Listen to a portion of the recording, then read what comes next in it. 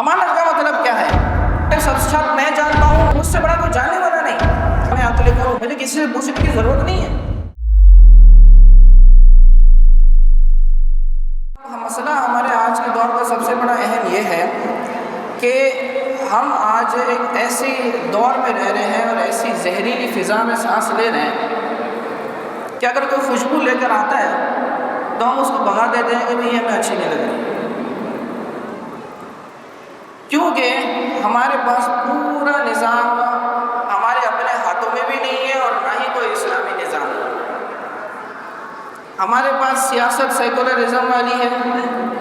نظام ہمارا جمہوریت کا ہے، معیشت ہماری کیپٹلسٹ ہے، سرمایہ دارانہ نظام کے اوپر منحصر، معاشرہ ہمارا لبرل ہو چکا ہے، جس کی جو مرضی آتی ہے وہ اپنی سوچ رکھتا ہے، صنفی روابط ہمارے فیمنسٹ ہو چکے ہیں جس کا مقصد صرف مردوں کو ذلیل کرنا اور عورتوں کو بڑا کرنا ہے، اور ہماری سوچ اور فکر کا دائرہ ریشنلسٹ ہو گیا ہے کہ ہم اپنی عقل کے مطابق ہمیں کوئی بات سمجھ میں آئے گی تو عمل کریں گے ورنہ عمل نہیں کریں گے۔ جب اس ماحول کے اندر ہم سانس لیتے ہیں اور ایسا جال ہمارے ارد گرد بنا گیا ہے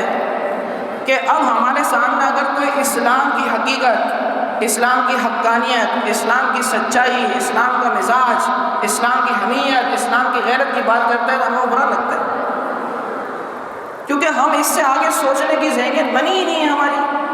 ہم اسی ماحول کے اندر بنپ رہے ہیں، اسی کو درست سمجھ رہے ہیں اور آگے سوچنے کی صلاحیت ہماری مان پڑ چکی ہے۔ جب تک ہم اس سے آگے بڑھ کر نہیں سوچیں گے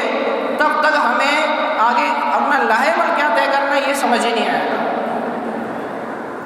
کیونکہ انسان کی باڈی کو اس کا دماغ چلاتا ہے۔ اگر آپ کا ذہن ہی نہیں بنا ہوا اسلامی، آپ کے ذہن کے اندر اسلام کی حمیت اور غیرت اور اس کی فکر اور اصلی اسلام کو آپ جانتے نہیں ہیں تو آپ اس کے اوپر عمل کیسے کریں گے، اس کا لاہے عمل کیسے طے کریں گے؟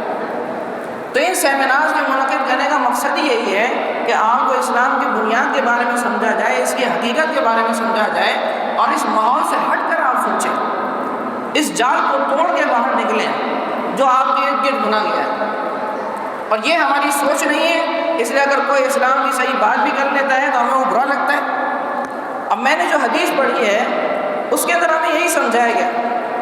حضرت حذیفہ بن یمان رضی اللہ تعالیٰ عنہ ارشاد فرماتے ہیں کہ آپ علیہ الصلوۃ والسلام نے ارشاد فرمایا کہ ان الامانۃ نزلت علی جزل قلوب الرجال، کہ امانت بین صحابہ کے دلوں میں نازل ہوئی۔ پھر غور کریں حدیث کے الفاظ ہیں ثم نزل القرآن، پھر قرآن نازل ہوا، فعلموا من القرآن وعلموا من السنہ، پھر انہوں صحابہ نے قرآن سیکھا اور سنت کو سیکھا۔ امانت کا مطلب کیا ہے؟ ایمانداری، آنیسٹی۔ تو امانت انسان اپنی ذات کے ساتھ بھی امین ہو، دوسروں کے ساتھ بھی امین ہو۔ اپنی ذات کے ساتھ سب سے بڑی امانت داری یہ ہے کہ ہم اس بات کو تسلیم کریں کہ مجھ سے بھی بڑا جاننے والا کوئی ہے، میں سب کچھ نہیں جانتا، میں عقل کل نہیں ہوں۔ اب ہم نے یہ سمجھ لیا کہ سب میں جانتا ہوں، میں نے جو اسلام سمجھ لیا، میں نے جو شریعت سمجھ لی وہ حق ہے، سچ ہے، مجھ سے بڑا کوئی جاننے والا نہیں، اور یہ گمراہی کی پہلی سیڑھی ہے۔ اور صحابہ کرام کیا تھے کہ ان کے دل میں امانت نازل ہوئی تو انہوں نے یہ مان لیا کہ مجھ سے زیادہ جاننے والے اللہ اور رسول ہے۔ جب اس کے آگے سر تسلیم خم کر لیا پھر قرآن نازل آیا، پھر قرآن سے سیکھا گیا، پھر اس کے بعد حدیث کو سمجھا گیا۔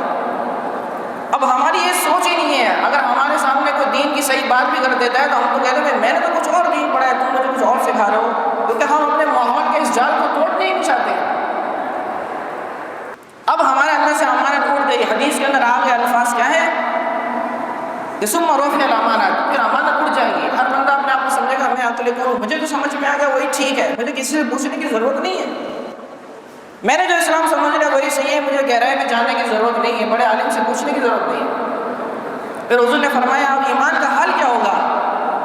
کہتے ہیں آپ علیہ الصلوۃ والسلام ارشاد فرمایا کہ اگر کسی کو تھوڑا سا جلن ہو جائے، کوئی آگ لگ جائے اس کے ہاتھ کے اوپر، تو جس طرح نشان پڑ جاتا ہے اس کے دل میں اتنا نشان ایمان کا باقی ہوگا، بس یعنی مثال کے ذریعے سمجھایا گیا ہے، اور ایمان تھوڑا تھوڑا باقی رہ جائے گا۔ پھر حضور نے فرمایا صبح یہ حال ہوگا، شام تک وہ جلن جب ٹھیک ہو جاتی ہے تو ہلکے ہلکے اثرات باقی رہتے، پھر اتنا ایمان باقی رہ جائے گا۔ آپ علیہ الصلوۃ والسلام نے ارشاد فرمایا کہ اس دور کے اندر امانت اتنا عام ہو جائے گا، کہ وہ شخص کہ جس کے بارے میں یہ کہا جا رہا ہوگا کہ ما اجلدہ ما اظرفہ ما عقلہ، ارے یہ تو بڑا عقل مند ہے، بڑا سمجھدار ہے، ما فی قلبہ مثقال حبۃ من خردل من ایمان، اس کے دل میں رائے کے برابر ایمان بھی باقی نہیں ہوگا۔ یعنی جس کو سب سے بڑا عقل مند اور سمجھدار سمجھا جا رہا ہوگا اس کا حال یہ ہوگا۔ تو اب ہم سب سے بڑا مسئلہ ہمارا یہی ہے کہ ہم اس سے ہٹ کر سوچیں تو صحیح، اس سے آگے بڑھ کر فکر تو کریں ہم، ہماری سوچ اس سے زیادہ آگے بڑھ نہیں دے کہ شہرت، دولت، عورت، کرکٹ اور ملک سے باہر جانا، لگژری لائف اسٹائل، اور اس سے آگے ہمارے پاس کچھ ہے ہی نہیں۔